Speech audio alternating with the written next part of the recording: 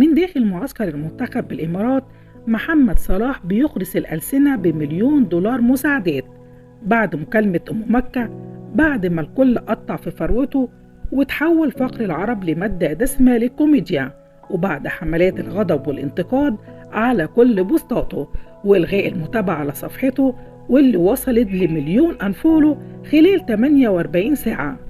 اتصل محمد صلاح بوكيل أعماله رامي عباس وقال له لازم آخد موقف، المصريين شايفيني من مواليد تل أبيب دلوقتي، ده حتى لعيبة المنتخب أول مرة ما ينشروش صور معايا من المعسكر، خايفين طبعا من الشتيمة.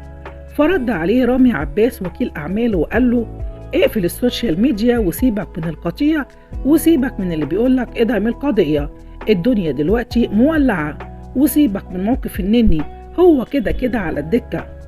صلاح ما اقتنعش بكلام وكيل أعماله، خصوصا إن الهجوم عليه بيزيد كل يوم، وقرر يكلم زوجته أم مكة عشان يستشيرها باعتبارها بتتابع بشدة السوشيال ميديا وبتشوف كل كلمة بتتقال على محمد صلاح.